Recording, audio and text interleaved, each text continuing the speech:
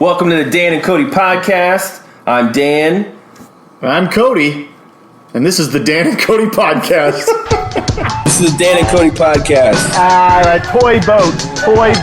The arsonist had oddly shaped feet. This is the Dan and Kody podcast. Red leather, yellow leather. Saddle up, partner. We're here with Andy. Hello. Andy was sat in on our podcast with Sarah. Yeah, Andy Klimczak sat in our podcast on episode 33. When I first met Andy, I was at Second City in Chicago, and I met Andy and Dan Lanigan in a writing class, which Dan has explained before in another episode of Dan and Kody podcast. So you were in that class as well? I was. And you're from? I'm from Chicago. Yeah. From the land. Yeah, you just say the land because you can't actually say where you're really from if it's from a suburb. Nobody knows it. No one knows it. Sorry. See, I'm banging already. Yeah, banging. No clanking. We're working with a new mic here. It's the no clank mic. No clank mic. Sorry. A new mic and no mic. Oh. We should call this the no mic. The no mic podcast. Where you at, Mike? Come back to us. We need you, back, baby. buddy. So we got some big news coming up. Big Comic-Con news. is next week. Comic-Con's next week. You're going. I'm going with the prop store. Who you going with? I am going with none other than a production company that I'm very closely associated with, and Andy as well. It is Cinema Relics Productions, and we have put together an amazing fan film. It's the secret project super secret that myself and Andy we wrote with Dan, and it is it's called Fan-O-Rama. Fan-O-Rama, a Futurama fan film. Boom! Wow. Yeah. And you guys remember all those podcasts where Kody would be like, I'm so tired, I have all this stuff going on. And then you remember when Dan came on, Dan Lanigan, and he was like, I might have some secret special things to talk to you about today. Well, this is it. This is it, baby. This is the day that we talk about Fan-O-Rama, a Futurama fan film by Cinema Relics Productions. This is the big reveal. By the time this comes out, we will have released a trailer, which will have gone viral worldwide. Ooh. People will be calling the Dan and Kody podcast, asking to be guests. Andy will have sex with beautiful, voluptuous women. And what? Really? Yes. It's happening. And then go to heaven for because they'll all be virgins. That's right. Is that true? Well, I think that's it's Comic-Con. Right. A lot of virgins. Yeah. That's how it works. So, yeah. That's awesome, dude. So we got Fan-O-Rama. How did you guys put this together? We put this together in secret. In secret, of course. Locked off rooms. We were in a black SUV. We had to wear masks so we couldn't actually see what we were typing. My teeth. Dan required that I sewed my mouth shut for a good week. I was very lonely. And do you guys have a background, obviously, in Futurama?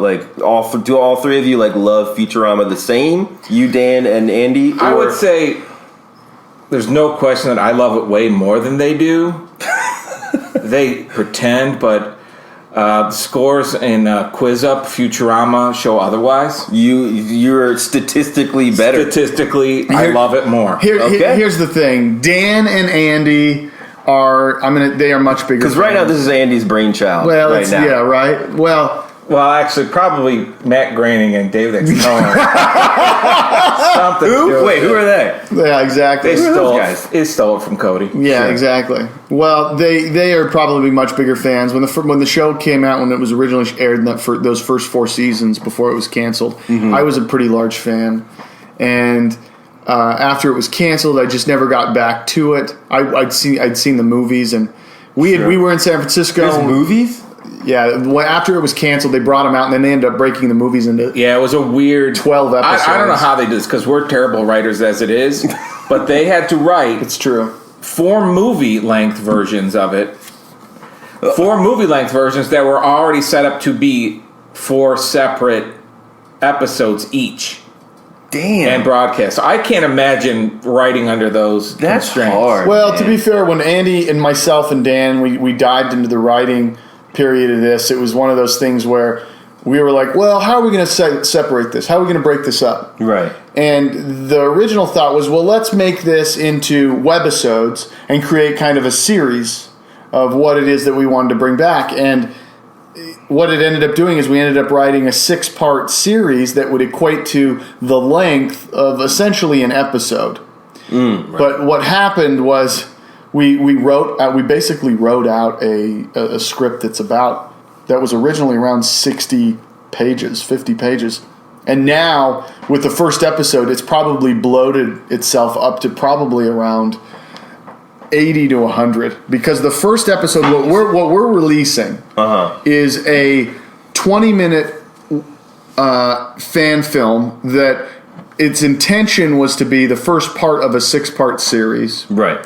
And that will likely be released sometime in September. And once it came to fruition, what you're saying is that you were like, holy shit, we have a lot of content here that could be way more than 6 parts. Well, yes, but when we'd originally written it, it wasn't as extensive as it was, and we realized that when you make a fan film, we're not making any money off of this. Right. Because whenever you make a fan film and you're taking somebody else's property, you can't You really... gotta tread lightly. Yeah. Yeah. Sure. Yeah. So for us, it was, for myself and Andy and Dan, it was very much that, how do we make this interesting and in a short amount of time span where people will still be interested. So That's awesome, dude. So, as I do on this podcast, I relate everything and blame my mother. yes. So, you look surprised, Andy. I didn't realize your mother was even involved with this, so I'm waiting to hear.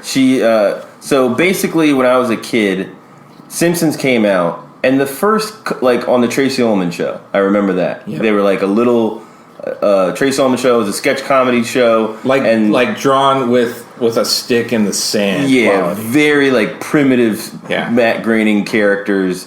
Like Homer said. Could you tell they were Matt Groening characters? Oh yeah. Yeah, Oh, yeah. but they're like the primitive rough. stage. It's rough. very rough. Like Homer only said Bart.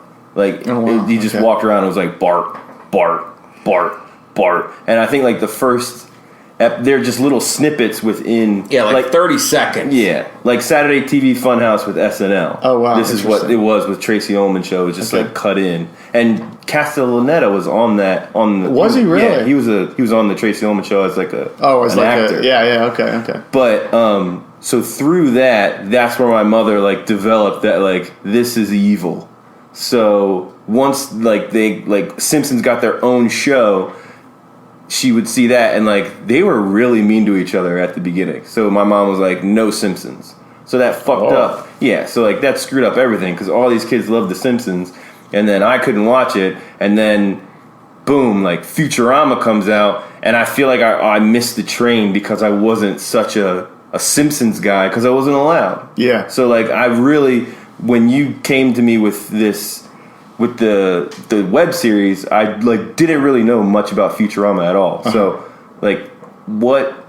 what's the premise of Futurama? For the average person who's has no clue what's going on. Essentially, it's kind of like a spoof on sci-fi, and the vehicle for it is that a guy from the 20th century gets frozen, and he wakes up 1,000 years into the future. And that's kind of the springboard for it. And then, so you get that kind of, seeing things through his eyes. Sure. And, like a new child. Yeah, exactly. Basically, being reborn into a world he's never experienced or seen. That's so it just beautiful. starts and he's like, what the fuck is going on here? Kind of, but he doesn't swear as that much. No, and he's not he's not that freaked out. Yeah, he's mostly just He's thrilled. just kind of oh my gosh, I can have my own robot. That's amazing. Right. I always wanted a robot for a friend. That's right. So he just starts and he's just into it. Exactly. Right. Yeah. And so they go on adventures by a lot of them are because it's a delivery company. Okay. So that's usually how they get involved with a lot of different hijinks in an episode. Will be that they have to go make a delivery somewhere. And how big is this universe? Is it just planets, or is it one planet in the future? No, is it Earth? it's tons of planets. Yeah, it's Earth 3,000 years in the future, and then they work for a planet delivery company. It's like FedEx for space, but it's a much smaller, cheaper, custom delivery it's one type spaceship. It's a courier, essentially. Okay. And so, they go all over the universe. Chapek 9. Nice. Omicronian 8. Is that what it is? Is it Omicronian 5? Omicronian 5. God, that was embarrassing. But, they go all over the universe in these fake places and all these different worlds. But where we really focus on is we have a delivery. Our premise of our story is we have 3 real heroes here. You have Leela, Bender, who's a talking robot. Leela is a Cyclops. And Fry is kind of an aloof, lovable delivery boy. He seems like a Marty McFly.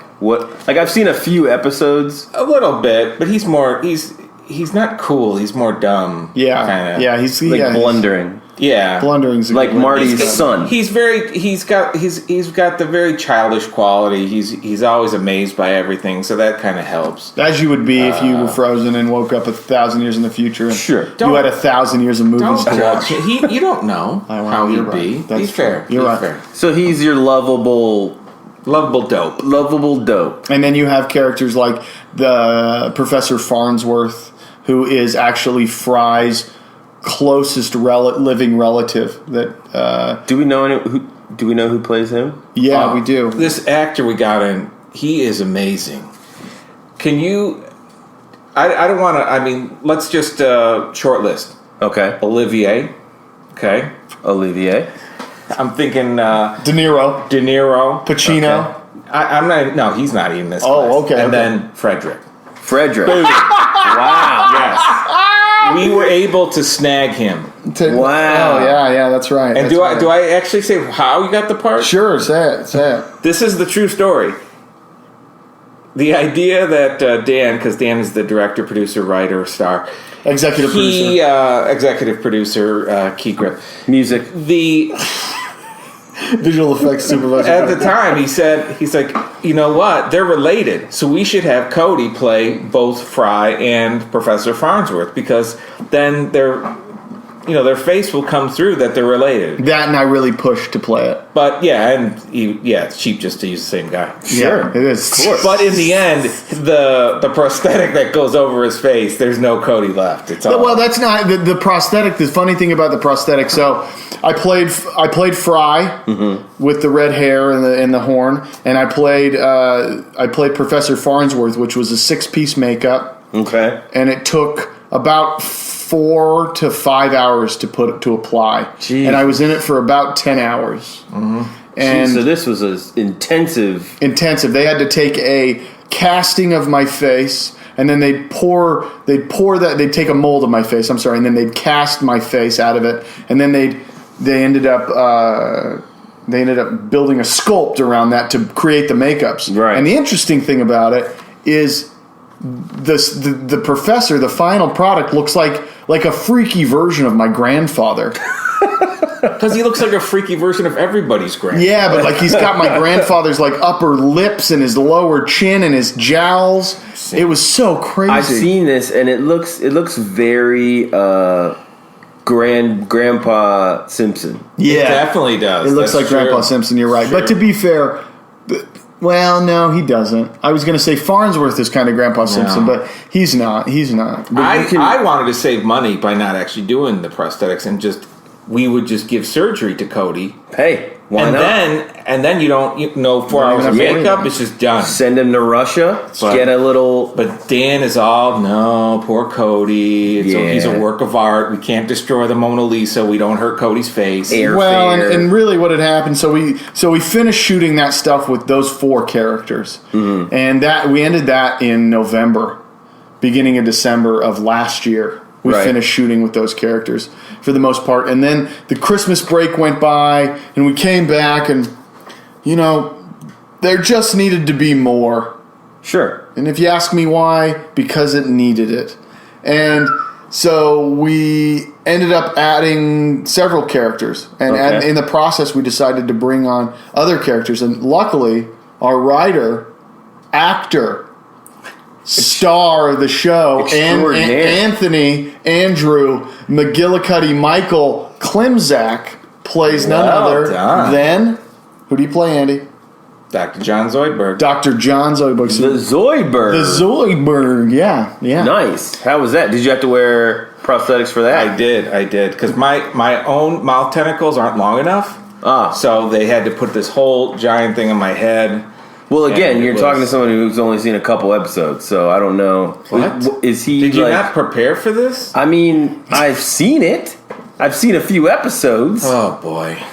But so is that the Kody crabby told guy? me I was going to be on this show, I researched your life in depth, so I would be ready for it. I expected the same response. I'm calling bullshit because how did you not know that I talk about my mother ruined my life and stuff? I was lying, of course. God. Well, here we are. Mother. Well, really has a Andy played Zoidberg. Me. He was Is that the crabby guy? That's the crabby guy. He's a and doctor. tentacles on his face. Joe. And he's bright red. He was sculpted by Danny Wagner, whereas Amazing sculpt. Amazing sculpt. Danny Wagner actually also helped sculpt the Professor Farnsworth makeup, and then Dave Snyder was kind of in charge of our makeup department. And then we brought Danny on to help with the Zoidberg stuff, and it's this beautiful, beautiful piece. Yeah, the head, he get claws, my feet, everything. You really don't see Andy's face. No, which is really beneficial. So you're like Darth Vader. He is. I never thought of it that way, but there's a lot of similarities. It's very Vader. And There are. You do have a James Earl quality to you. Yeah, I can see that. I can definitely see that. He couldn't see anything when he was wearing the mask, though. No. Nothing. Completely blind. How long would you have to wear it and just not be able to see shit? Honestly, I don't know how this man did this. It was rough, but Extended periods of time. You know, it's yeah. funny. I talked to Marshall during the 4th of July, and Marshall's like, I don't know how Andy did it, because if we had a SAG rep on stage, they would have been freaking out, because Andy's like, I'm okay, and he'd sit there, and you can't see his face because he's wearing this mask. But I'd just be like a corpse. I know. I see pictures of me, and he's just exhausted because his body is 1,000,000 degrees, and we're in a stage that is, AC? no AC. No, I see. Oh, I do have pictures of myself where they put a fan on my lap, and there's one just at my mouth was an opening, so I just get a little bit. Yeah, I was filter feeding for hours at a time. And Kody was actually, everyone was very, well, I shouldn't say everyone, most people were pretty caring about it, and they were trying to, help me out, because I couldn't see, so they Could you get drinks help through me the sit, opening? yeah, if I had a straw, I can get a drink, and Kody would, he would actually try to stop me from hitting walls, which was nice, because... Yeah. Because he couldn't see anything, and there'd be moments where he'd throw his claws up, and he'd go, whoop, whoop, whoop, whoop, whoop, whoop, and he'd have to walk towards a direction, and he'd waddle over, and nobody would tell him to stop. Dan, the director, would just let him walk into the wall. And Dan's we would get in these big moments where I'd yell at Dan, and Dan would yell back at me, and I'd be like, Dan, he's gonna run into the wall. And Dan's like, I cannot see that on the screen. I cannot see that on the screen.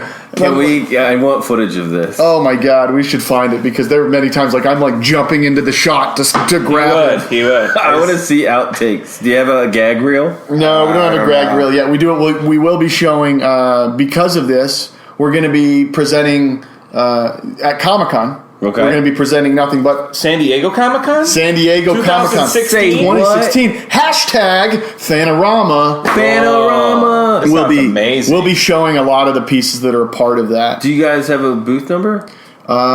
We do have a booth number. It is actually. edit here. No. We do have a booth number. But the mask that Andy wore was so crazy because he couldn't hear anything. And people would have to yell. Couldn't hear anything either. Well, it closed around my head, but then there was a lot of animatronics, Right. and all that. So all those motors and everything and servos were loud. so Your mouth was radio controlled too? It was just really you didn't see the mouth though, because they said those 4 tentacles hanging down. Right. So eyes, lip syncing it up, eyes, eyebrows. tentacles. There were some weird things on my neck, like these weird breather tubes. Yeah, they look like little anuses that would just kind of like tighten and release, tighten and release. Did you do voiceover, or did you act like? Is it your voice from the? I did the suit. I did do a voice in there, but you can't hear it at all. No, it's so muffled. It's, Right, like he did, like Kody did the voice for the professor, and it vanishes inside all the folds of sculpt, and the Zoidberg was even worse because it had the tentacles right in front of it. Nothing. You wouldn't be able to understand anything. I heard you guys last minute. You couldn't find a good actor for this one part, but you ended up settling for. I think his name is. It escapes me.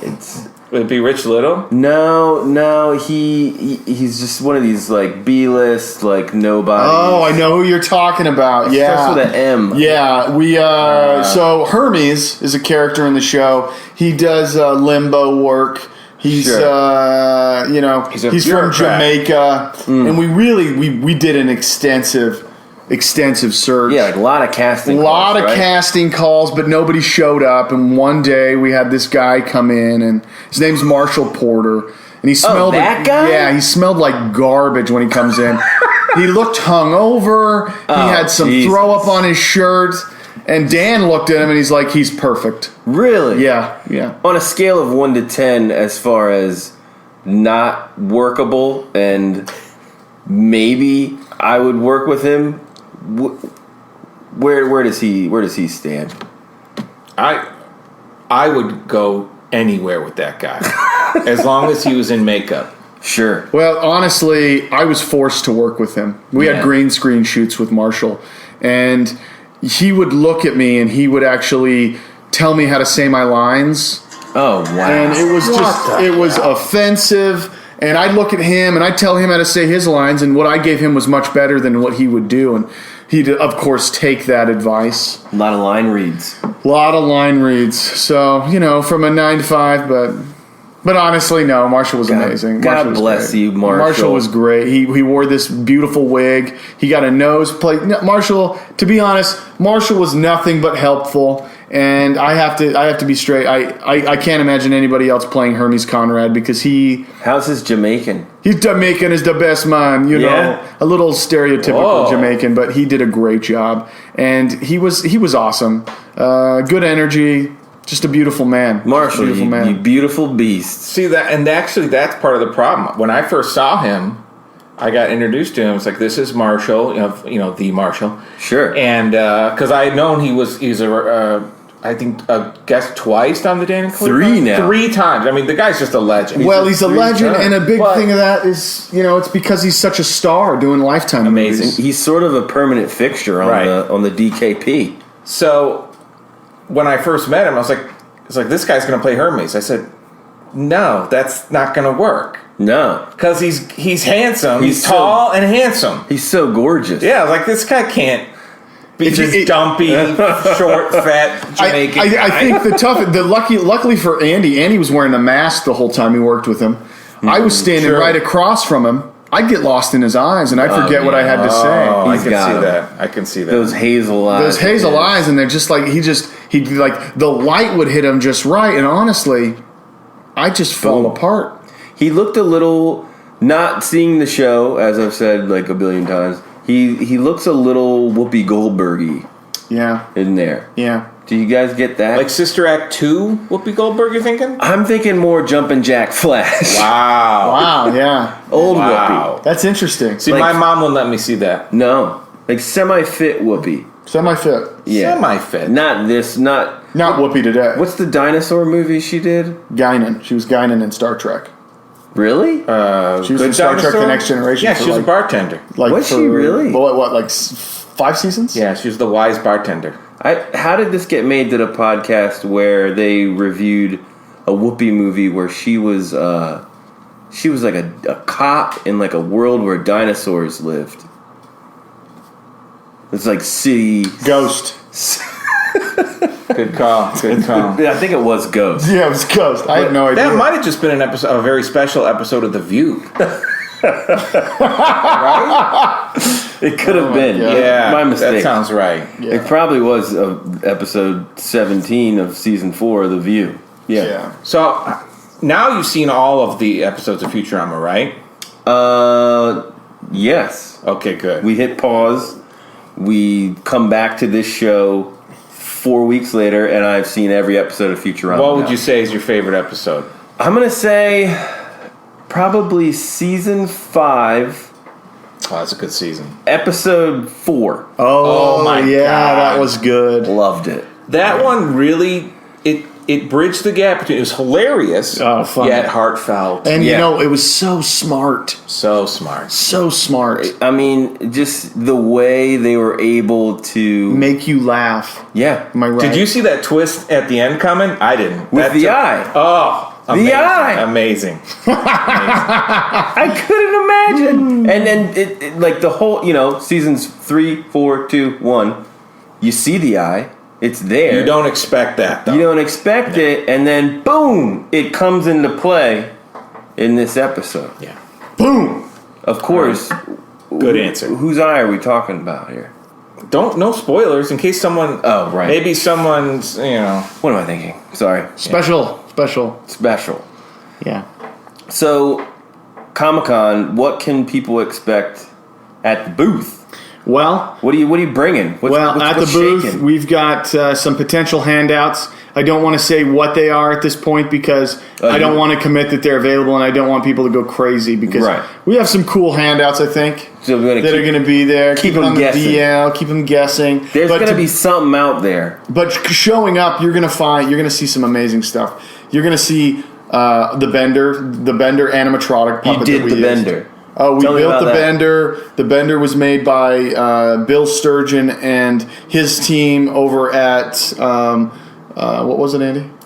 Spectral. Yeah, Motion? Spectral Motion. Spectral did Spectral it? Motion. Spectral No Motion shit. did. They did a lot of the animatronics for a lot of Guillermo del Toro's movies. They did a lot for Hellboy. They did a lot for Pan's Labyrinth. I love that movie. That's one of my favorites. Some really beautiful work, and they did that as well on our Zoidberg head mask too. Nice. So, and you've got what's her name? Leela? Katie Seagal's character. Yeah, we have Leela, who's played by Katie Lanigan. Katie. Katie Lanigan. What's up, Katie? What up, Katie Lands? And I mean, Andy can describe really Katie's whole face. Yeah. How did Just you one eye. guys decide? It's one eye. One eye. And okay. Really, Next. the rest of it's pretty standard. Well, I mean, gorgeous. How did you get to, like, I'm sure you had some challenges as far as, like, should we, like, just CG this bad boy? See, You once wanna- again, Dan is the compassionate one. I'm like, no problem. And I was ready to gouge her eye out with the number 2. Paint some fucking green on it. Let's Dixon go. Ticonderoga. I was just aiming for the eye.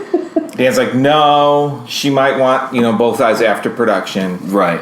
As one does. well, and so- one of the things leading up to this project, after we decided we were going to do it, was Dan had these ideas that we wanted to test some things to see if we could do it. So we built a miniature of the Planet Express ship, which we used in our stop motion shots of just the ship, and then the other was, how do you make a Cyclops that looks good? Right. Making a workable Cyclops, because Not just good, has to be likable, and she's sexy, and Yeah, you there's can a lot going on with that can character. You can make a Cyclops that's it's true. horrible looking, but she's got to be a likable character You that gotta be doesn't like, take you out of the yeah, moment. I would. Yeah, You you know? really do. And Katie brings that attitude when she walks into a room. Okay. So just throwing the mask on her face, really, she delivered. And I mean, Katie Seagal, she's a tough cookie. So She's a tough cookie, and I think for Katie, she's a sweet gal, and she was able to kind of toughen herself up to be the Leela character, which is kind of the commanding voice of reason of these two knuckleheads, Bender and Fry, who are always up to no good, getting crazy, where Fry follows Bender into any nonsensical moment, Right. and he doesn't think twice about it. And Leela's always kind of that voice of reason. And with Katie, she was in makeup every day. I felt terrible for her after day 4. The first 3 days, I didn't care. But after day 4, she was wearing this makeup appliance, which basically covered the front of her face. She had 2 little points in the one eye. Mm-hmm. They had a mechanical, that she could see through. They had a mechanical brow, and then the Dave Snyder did the final makeup, but Mark Munier did the test to get it kind of going and get it working. And Mark Munier's our visual effects guy. He's one of our lead producers on the show. He loves being called a mad scientist because he's this guy. You give him like plastic, and he will build a house out of plastic. I'm talking the small Even if amount. you don't want him to. He will. He'll be like, you know what we can do with this plastic? We're going to build a house out of it. And you're like, I don't really need it. Yeah, but it'll be cool, and it's really easy. Yeah. Basically, if we want to truly make cold fusion, you lock him in a room for a half hour and say, we need cold fusion by the end. He's going to do it. And you'll get some peanut butter. So true. Okay. So true. He has a tendency to always walk around with peanut butter. Loves peanut butter. Yeah. Is this your first time shooting something of this magnitude? This, for Andy, I've never done anything at this level. No, neither have I. And it's interesting because, like, Andy was in Chicago and I was in LA, and Dan and like our thing, we were like, we want to do something. Let's do something. And Dan wanted to do something, and finally he chose this. And I remember Andy and I, early conversations were like, this is crazy. Yeah. Like, for this to really work, you really need to do it. How the hell are we going to do it? Especially because Dan was determined from an early stage that we were going to do everything practical. Yeah. Everything, meaning no digital effects. Yeah. Everything had to be physical effects, nothing digital. Yeah, we're building miniatures. We're not just going to have a CGI bender. I mean, and even like the mouth of him, is wires and stuff. It's just amazing. And I'm sure, big picture, it seems like you were saying, incredibly overwhelming. But I think he just break it down like piece by piece. Martin was in charge of effects and making sure that it looked good. I was in charge of basically operations and making sure that it happened. Right. So Dan would tell what needed.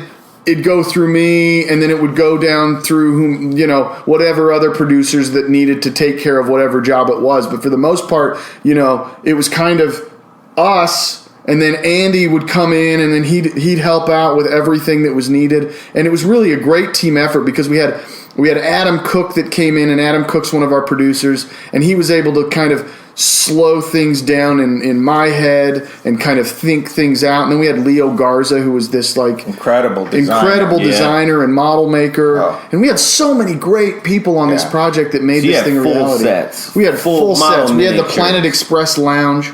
We had the Planet Express ship. Planet Express building, which is at the same scale as the ship, so it's huge. Wow. Yeah. It's like 3 feet tall. And that's coming to Comic-Con, It's coming to Comic-Con. It'll be a San Diego 2016. Comic-Con. Yeah, exactly. Yeah. What was it like to... I mean, I've done some theater stuff in college, and not a lot of screen work or anything, but I'm interested to understand what it was like to act beside a puppet.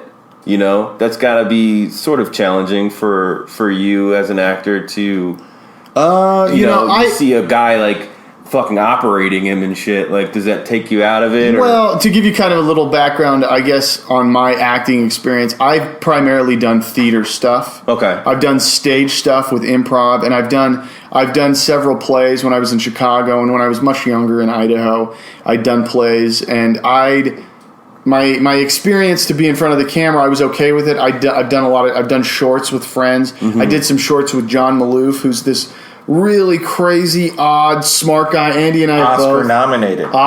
He was. Oh, no. He did. Yeah. Is that where your profile picture is from? Where you're holding that Oscar? No, that's Martin's. Martin Munier, who's our visual effects award. Technical. He won a technical Oscar. No shit. But John he's Oscar nominated for a documentary, Finding Vivian Maier. Damn. Which, but I met him at improv, and Andy met him at improv, and we all kind of clicked, and we all these but I did some stuff with him, but I've always been kind of a performer. That's always been the case. Sure. Very much like yourself. Sure. Andy's the same way. And so working with a puppet, for me, what's great is you have these puppeteers, because to work Bender, you needed 6 to 8 guys working Bender. Jesus. You needed guys working the rods on his arms because those were puppeteered by people, and then you had somebody working his back to move him in the seat because we'd sit on the Planet Express couch and we'd have these one-on-one moments. And for me, it's just listening. Right. And can you block out all those people around him operating? Yeah, for the most part, I'm interesting. It's weird because when you meet somebody's eye when you're acting with somebody, yeah, you kind of lock in. You can lock in and focus on just that person, and you're hearing them. And in improv, that's a big thing that they teach you. Is it's very much listen to what they're saying and go with that. And so for me, that's how it was. I know just because I did not have any scenes with Bender. I mean, outside of shooting, I spent a lot of time with the puppet. Sure. But just watching... Like making out or... Yeah, you know, just... He was tense after a shoot. Right.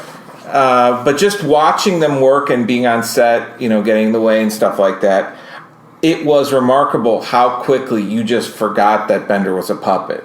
It's true. And just was another character on the puppeteers did such a great job of working 8 people making one thing come alive. Yeah. And the interesting thing is we have like some of the shots that will make it even into the trailer. Some of the lines that are made, it was improvised. It was improvised because I just razz with the vocal guy, the puppeteer, and I'd react to however Bender would react. So for me, I mean, it's not as intuitive as working with somebody that's really there. Sure. But it certainly has its positives. And, it was a lot of fun. I was so stressed and strained during that shoot from the production standpoint of things. Yeah.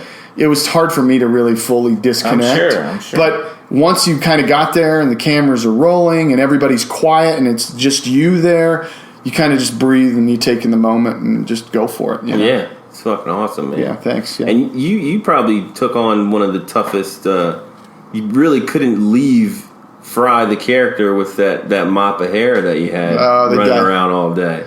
Well, Kody was running around with bright orange hair for several months. Yeah, his girlfriend, now fiance, was just in love with the red hair, if I recall correctly. Right. Maddie was a sucker for gingers. Whoa, and she's begging him to, can you get the rest dyed properly? I want matching drapes and carpets. But he's such a perfectionist. She's like, no. He did the research, and that's how Fry was. Fry had some two-tone action. That's what he was going to have. Nice. Yeah, well, thanks, Madge. Yeah, no, I had the red hair, and Andy's right. I hated every minute of it. It was terrible. Oh yeah, you'd come into the house all. The red hair is just so intense, and after we got done shooting that first week. I went to New York with Madeline for Thanksgiving because we shot the week before Thanksgiving, right. And I went to New York, and there are pictures of us like on the street, and of course I always wear, for the most part, I like to wear colors. Yeah, and so like me on the street, and I have like this yellow sweater on, and there I am, like smiling, holding Madeline, and I have this orange fire hair, and it's like so intense. If it were even remotely natural, but it was just so. We were in Times Square, and somebody walks up to me. Is that your real hair color? Really? And I'm like, you're asking. A New Yorker talked to you? Yeah. It was a transplant. They were clearly flown in. No, sure. that was clearly a woman. Touche. Anyway, what bathroom did she use? Oh man, we weren't that close. Both. Both. Half and half. Uh-huh. That's right. That's what you got to do. That's what I do. I mean, the project's been it's been an eye opener to understand how the process works. Do you think, is it too early to tell? Are you guys going to do more of this? No, I honestly don't know. If Fox came to us and said, "Hey, we loved what you did. It'd be great if you guys wanted to do more." But I don't think that's going to be the case. This was on such a bigger scale than I think Dan realized, or myself, or even Andy realized it was going to be. Even me. And Andy's always thinking. I have my calculator out 24/7. This is not the scale I anticipated. I prefer 6th scale. Well done. Thank you, sir. Transplant. So, I'm sure if we could keep going with it, we'd love to finish it up. I think we'd love to finish it up because this episode, the first episode when it comes out, is a bit A lot of cliffhangers. A lot of cliffhangers. Can you tell the premise of the episode? Andy, go for it. Or is it secret? Or So, no, essentially the episode is about... it's basically twofold things that push the story along. One is Bender and Fry run out of beer. Okay. And getting more beer is a driving force in their lives. And so they see... They want to get more beer, and there's a jingle writing contest that if they win it, they're going to win a lifetime supply of beer. There it is. So there's that, and then the other part is they've got a delivery to make, and so they go off into the ship to go make the delivery. Those are the two pretty much... Those are the big ones that big, kind of big push things along. And actually, strangely, when we wrote the full thing, we actually used a lot of modern-day inspirations to write it, because there's actually an underlying tone, like an underlying civil rights tone. Yeah. Huh. When we wrote this, Really? and I mean it's kind of interesting. There's always that statement of we I don't know how much room or how much say we have in writing something about the civil rights, but really it's about equality. And when we wrote this, it's meant to have a much more serious underlying tone, because Futurama always has. They did a lot of analogies, yeah, and they Really? would try to do, social commentary. Well, and when we wrote this, we wanted to be as true to what Futurama is as we could, and we wanted to make it funny, and we wanted to make it smart, and that was like, how can we do that, and how can we create that in our modern times? Like, what can we use in history that allows us to do it? So. And it's hard to think back to when we started writing. This is 2.5 years ago or so? We started writing it 2.5 years ago. So think back 2.5 years ago. This is probably completely foreign to you now. But back then, there was a lot of racial tension going on. What? And so if you Impossible. look at your history books, you'll find this out. There was a lot of stuff going on. So we thought this would be a cool, subject to kind of tackle, because you have to tread lightly in some ways to do it, but you want to get the message across. Well, and since you, me, and Dan are super white, we couldn't really tread lightly. We had to like stomp. You gotta. We had to stomp over it. Sure. So, but yeah, I mean, what you're getting in this episode, which is very likely the last that we make, is you won't see that, because it's more exposition. It's more just kind of explaining. It's kind of explaining the world and what's happening, leading them into it, because it leaves you in a cliffhanger and you really get no resolution. Right. But it's a lot of fun in that short period of time. It is. Well, I'm really excited to see it all come together and see you guys at Comic-Con, man. Yeah, we hope people come out and visit. Love for you to stop by the booth. I will. And you're giving. And what did you say you're giving away? You don't want to talk Betamaxes. Betamaxes. We got 7,000 Betamaxes. What? Come by on the boxes. We got. Get your betas. They're gonna be like the new record players. It's unfortunate that we have 7,000 Betamaxes, and then we have 7,000 season 1 Futurama on Laserdisc. Yeah. So. Oh my god. Bad planning on our part. The big. That thing. I'm afraid so. We only used laser discs in like 6th grade. I always just was like, I don't get it. It's a shiny record. Yeah. It was more than a shiny record. Did you have a Laserdisc, Andy? No, but I wanted one.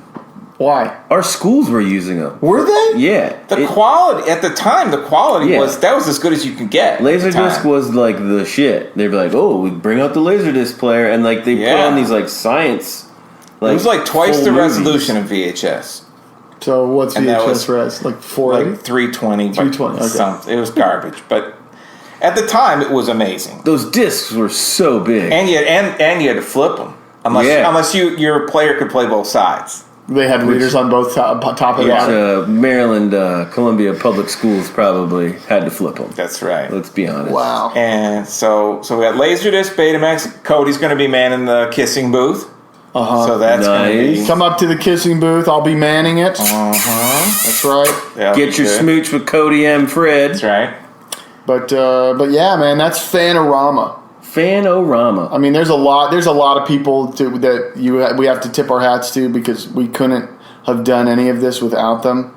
And Dan had a vision, and it was nice to be able to kind of work together as a team and collaborate and come up with a bunch of stuff and, you know, take something that really existed and turn it into something that, Didn't. you know, yeah, that's right.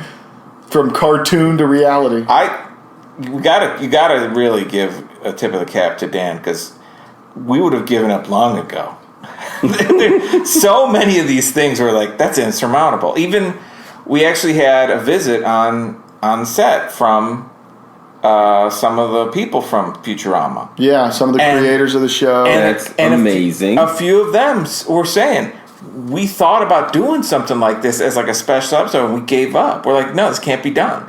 Things like making a Leela Cyclops that was believable and still cute and not horrifying. And how do you do a bender without making a digital bender? Right. Yeah. Right. So it's definitely things that... You've trained the trainer. Yeah, things that were just... Well, and a lot of that, you know, Martin had a big hand in Bender. Oh, God. And Martin had a big hand in a lot of that visual stuff, and he really went above and beyond, you know. And from a set standpoint, Leo did a great job of designing these sets and making them pop, and you know, he spent countless hours making these sets come alive. And, you know... Well, not countless. I've seen the invoices. There's actually numbers. Oh, okay. Yeah. They're countable. Yeah, very... But no, I mean, that's...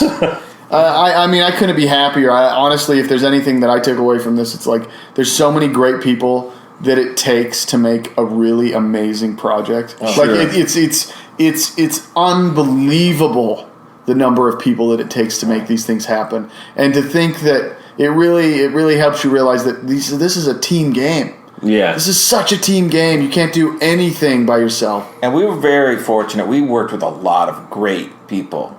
We lucked out in so many ways. Got people who just were passionate and talented. And the benefit about that too is you do, if you work with people that know what they're doing, and you don't, because honestly, I didn't know what I was doing. I still am not sure. Yeah, but does anyone really know what they're doing? I mean, after going through that, I think I'd be in a better position. Now, every production is different from what I gather. There's less we don't know now. Thank you. It's just like you get better at not knowing. Oh, I didn't think of it that way. That's true. Maybe we're better at faking it. Yeah, maybe. And that's like with everything, with having a baby or starting a podcast, or you know, you don't know what you're doing, and then you sort of just do it, and then the next time it's you know more of what you don't know. If you could be any character in any movie that's been out, who would it be? Any character in any movie? Yeah. Like before this, I would have said Philip J. Fry. So luckily I've checked that off my bucket list. You mean to act or actually physically become them in real life? No, I want to say act. Let's say act.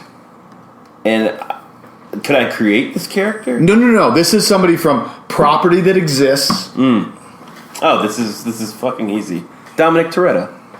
Dominic Toretto? Yeah. From Fast and the Furious? That's my boy. Vin Diesel? Vinny D. You're telling me you wouldn't be The Rock in any movie? No, it'd be Toretto, or it would be Riddick. If you were to do... Oh, really? I'd be Riddick. So Vin Diesel, but if you had to be a Rock character, who would it be? If I had to be a Rock character. Yeah. If you say Hercules... No. Ryan will love you. The Rock with that hair just didn't do it for No, me. it was really odd. But he was fucking jacked for that. He was super jacked. If I had to be a Rock character, I would be, I guess, Roadblock from G.I. Joe. Oh, wow. Okay. That's Yeah. cool. I think I'd be The Rock. In anything? If I was going to be The Rock, the character, I would be The Rock. Can you smell what The Rock's cooking? You know? How about you, Andy? Who would you be? You want to be a professional wrestler? Is what No, I want to be the character, The Rock. Andy, how about you? In what? Just, who would you be? I don't. Do I have to be me? Or is No. Like, Who, like if you you could, from play a any, character. aside from Zoidberg, who would you be? oh, geez, I don't know. I guess everyone wanted to be like Han Solo or Indiana Jones. Yeah. And at this point Yeah. in your life, would you say that's kind of the same thing? If you could act as any character. You know, it's hard for me to say that because I'm physically and all, I'm so different From Indy. Indy, yeah. So it's, you know, I'm more like Pizza the Hut kind of a character. So I don't know. I'm not sure You're not even Jabba, the parody of Jabba. Not even Jabba, the parody who eats himself at the end of the movie of Spaceballs. Pizza. Spoiler alert. Sorry. Yeah, I mean, I guess you'd want to be something like that, like a heroic kind of thing. That'd be cool, but. Yep. I don't know. I think that's fair. But I don't know. Like I said, you're saying if I'm going to just act in the role. Yeah, you don't have to look like him. I'm just saying, like, if you could play that character, that would be a fun character to be. Okay, all right. I mean, realistically, I'd go for like a Del Griffith from Planes, Trains, and Automobiles. Really? Yeah. I don't blame you. It's the best. It is an amazing movie. Plus, I'd get to work with Steve Martin. Yeah. There you go. God, the best. The fucking So best. good. So good. God, he's so good. Sorry. What The Rock is to Dan Hill, that's what Steve Martin is to me. There you go. Steve Martin's the man. He is. He's the man. So that's that, man. That's Fan-O-Rama. Fan-O-Rama. Check them out. Comic-Con, Cinema Relics booth.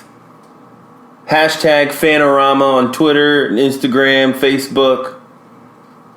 Check it out. You're going to enjoy the show. Now that we're done talking about this, I want to be able to get some other quick stuff in. You cool with that? Woman walks into a Walmart. Okay. And she starts to walk out, and all of a sudden she starts screaming.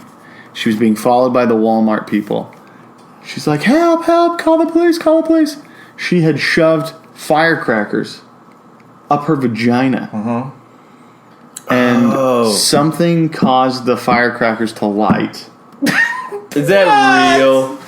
Is that real? You guys ready? Please. I'm going to give you the news source. You Read ready for this. And then Google the news source, and then it'll be like this The is a Onion. fucking joke. This is TheOnion.com. Something. She foolishly didn't realize that. Here we go. You ready? Her underpants. A Philadelphia woman has been hospitalized now in police custody after she attempted to steal fireworks from a Walmart in Philadelphia.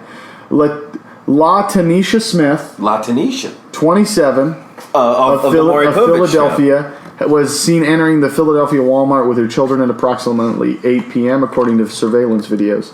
Witnesses say she roamed the aisles for a few minutes before entering the aisle where the fireworks display was located.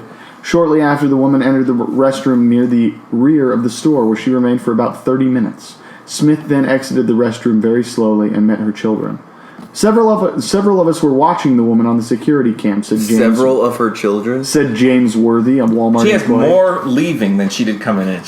We thought she looked a little suspicious and suspected something was shady when she went into the restroom with a box of TNT fireworks.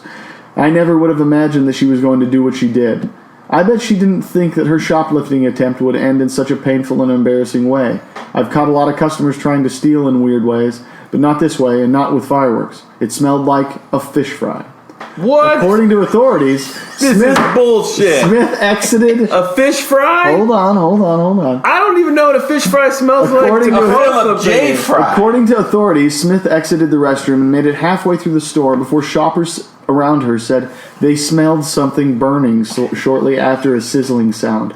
They saw the woman running with her children towards the exit as her yoga pants caught on fire. The woman fell to the floor and began to scream as the fireworks blasted off from between her legs. That lady was running like she stole something, said Lewis Matthews, a shopper who witnessed the incident. Apparently, she did steal something, but she wasn't very smart about it. I don't know what would make her think that she could shove a tube of fireworks up inside of her, and it would end well. I mean, that had to be the worst thing I'd seen in my life. Red and blue and all kinds of colors were shooting out from between her legs. And I have to mention it smelled like someone was cooking fish on the grill or something. Get out of here. When the EMS arrived at the what kind of scene, fish? they removed a large cylinder-like tube from Smith. According to EMS, the friction from Smith's legs rubbing together caused the fusion that was hanging from inside her to light, which set off the firework. Smith was treated at a local hospital, then released to Philadelphia police. Smith was booked in the county jail pending a $3,000 bond. Smith's children were placed in the care. She was arrested? Yeah, of course she was arrested. She was stealing. Okay. There's no way the friction would have ignited that kind of thing.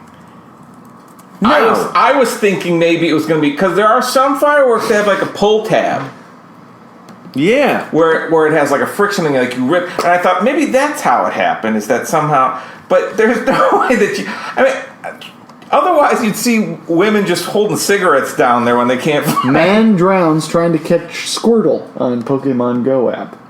Dude, I'm waiting for kids to get hit by buses and stuff like too. that. a girl already has been. Yeah. Girl got hit by a car. Pokemon Go.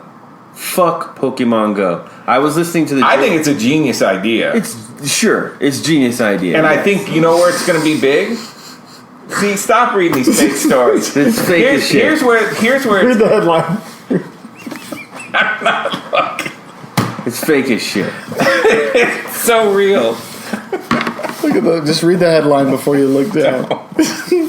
You fucking piece of shit. Here's where that thing's going to take off big.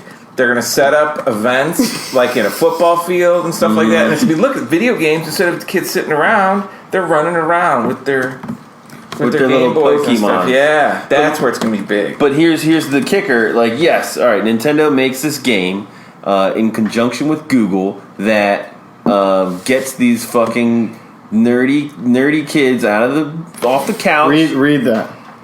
Don't do it. Man murders girlfriend for refusing to make eye contact with him. This is bullshit. This is fake news. That is phenomenal. But these kids they're like lazy finds a way, because these kids are now tying their phones onto fans, Yeah. so that they run around and then they can collect Pokemon quicker. Wait, what do the fans do? It tricks the phone into thinking that you're moving, and apparently you have to be moving for like something to cook. Why does it always have to be in some kind of orifice? Because that's where you put things. This is fake news. It's gotta be. Cinnamon roll can explode inside man's butt during This is the same story. What is this, Mad Libs? They're just plugging in things and explosion in orifice. But Can I read this quote to you? no. See, I thought the Pokemons were getting put in different places. You had to go to that place. I didn't realize you had to actually. You do, but there's something like once you catch them, you have to like train them. They'll like or something. respawn or something like that. No, you gotta train them or something. And in order to train them, you have to like. Oh, I see. Something like that. Martin Klein, 41 of Las Vegas, was arrested after shoplifting incident turned horribly wrong. Let's see. I had went to the bathroom to wash my hands when I heard a man in one of the stalls moaning. I had no idea what was happening. I washed my hands and went back to my station. Did he go in with several of his children too? I know, right? Oh my god, this is so good. This is so good. But This is so upsetting that it's, of course, beating my White Sox. Oh, I got that cup at McDonald's I several see that. years It's ago. pretty cool. The Joe Rogan podcast, they started talking about Pokemon Go. Okay. And they brought up shit that I didn't even imagine, where like that game is connected with. It's from Marshall. I don't know what the fuck he's saying. Do you want me to read this? He said, dude, my New Zealand friend wants to be on the podcast. She's a New Zealand pop star and she loves you guys. She's awesome and really fun/funny. Ginny Blackmore. Check out her webcam. Ginny Blackmore. Let's check out our webcam. That sounds pretty sexy. But they were saying on the Joe Rogan podcast that Nintendo they've struck a deal, like, because you have to use Google Maps Okay. to do this, and He's not lying, dude. it uses your We should get this chick on here, man. Ginny. She's with Epic Records. There you go. Nomination for MTV Europe Music Award for Best New Zealand Act. If Marshall's for real... So she beat out the other two? Yeah, I know. Her and Flight of the Conchords decided to battle it off, and of course they won. She loves you guys. If she loved us, he'd have told us this a long time She ago. would have told you. You would have gotten topless pictures by now. Yeah. She really loved you. So what? But Yes, back to Google. So this thing's using Google, and you by downloading the app, you've given Google permission to like use your camera. Yep. So now what kids are doing is scanning the insides of their parents' homes for fucking Google. Yep. So and now not only are they scanning the insides of the homes, they're scanning their fucking neighborhoods too. So now Google has access to everything you're buying, doing, talking about, like the insides of your homes. And then they're going to map out like the fucking world with Pokemon Go for free. No. Because kids. Mapping it out is not what they're doing. They're scanning all your stuff and selling. Scan all your shit. Selling all that information. Yeah, like this guy lives in Canyon Country. He buys fucking Wonder Bread. He loves this kind of drink. He's got this. He's got, yeah. Exactly. And then they sell that shit to Facebook, who sells that shit to Wonder Bread. Yeah. It's crazy. I can't get over how much people are shelling out for that shit, too.